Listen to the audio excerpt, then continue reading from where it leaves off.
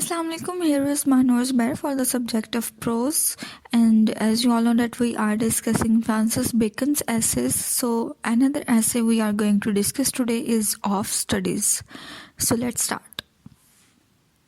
The Essay of Studies by Sir Francis Bacon is the first essay in the series of 10 essays, published in 1597. Later it was revised in 1612 with the addition of some more sentences and ideas in it, along with the alliteration and some vocabulary terms.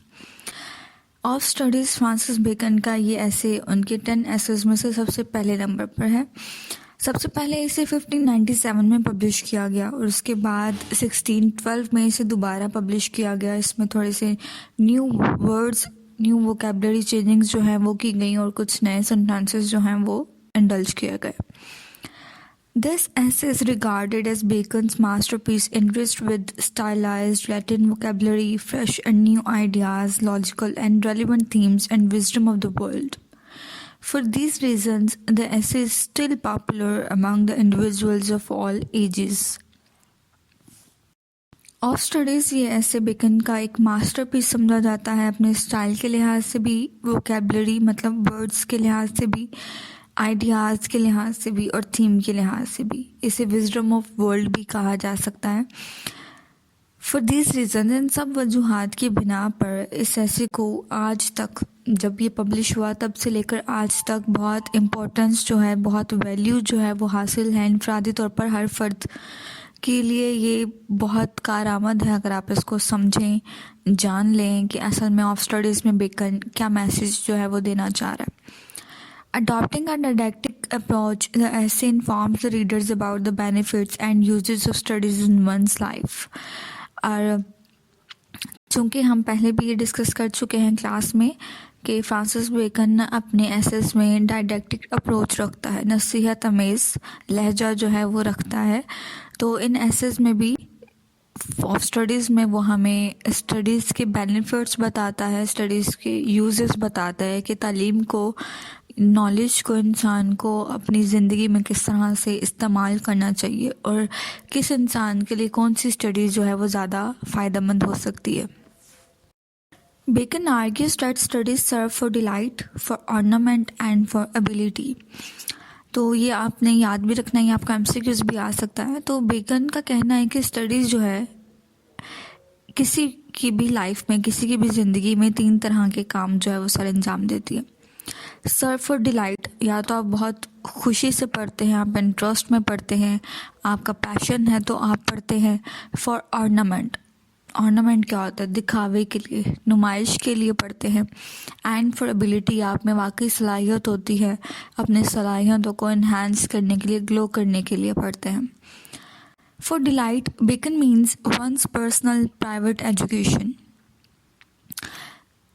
Serve for delight में यहाँ पर bacon अब इसको explain करेगा कि सर्व for delight से उसने क्या मतलब लिया है। बेकन कहता है जब आप डिलाइटली, खुश होकर, अपने लिए पैशन के साथ, अपने इंटरेस्ट के लिए पढ़ते हैं, तो इसका मतलब आप अपनी प्राइवेट लाइफ के लिए पढ़ते हैं, अपनी ज़ाती ज़िंदगी में पढ़ते हैं, उसके लिए, उसकी इम्पोर्टेंस के लिए।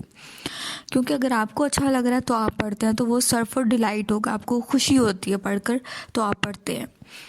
For ornament, he means in conversation between and among others, which Bacon labels as discourse.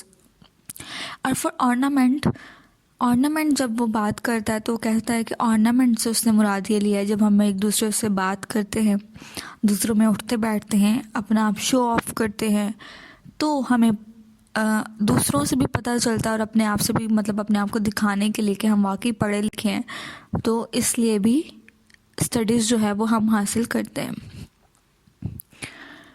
And studies for ability lead one to judgement in business and related pursuits.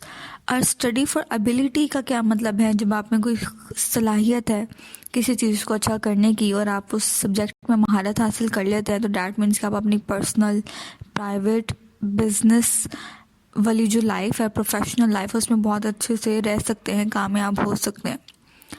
From Bacon's perspective, men with worldly experience can carry out plans and understand particular circumstances, but men who study are better able to understand important political matters and know how to deal with problem to their severity, marshalling of affairs.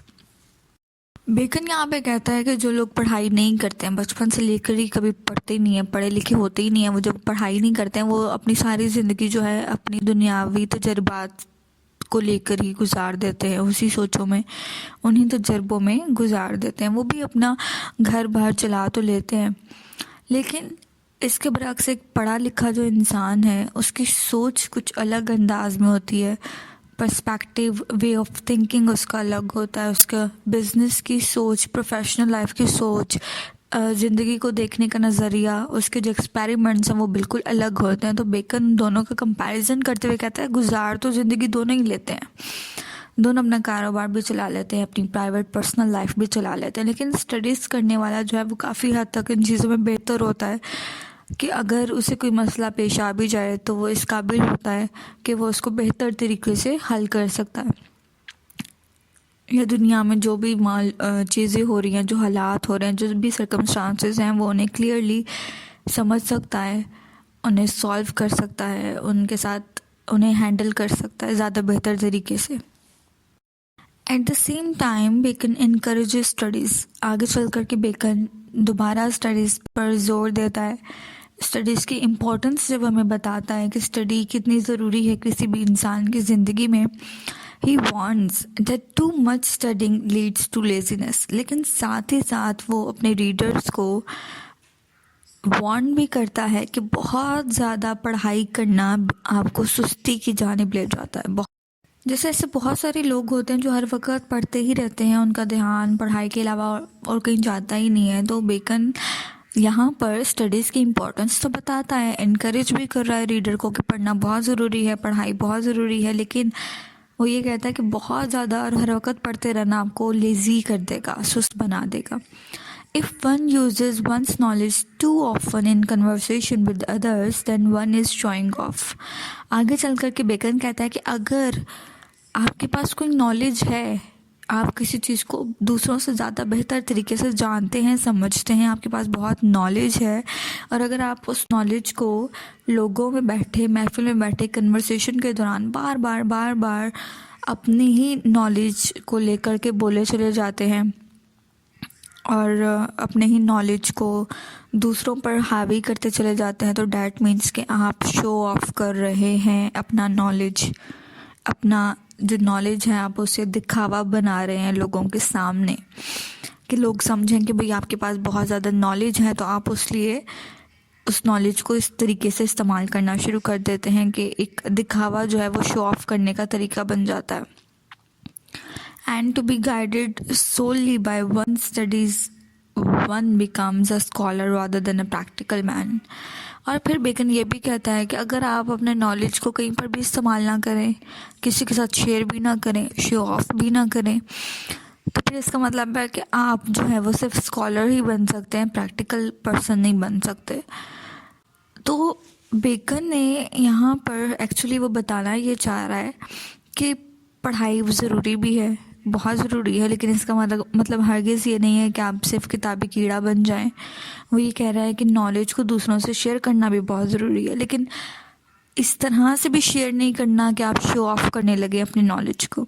और वो ये भी कह रहा है कि ज़रूरी नहीं है कि अगर आपके पास नॉलेज है तो आप अपने तक ही रखो या आप किसी के साथ शेयर ना करो। इसका मतलब यह है कि फिर आप स्कॉलर बन जाएंगे, आप प्रैक्टिकल पर्सन नहीं बन सकते।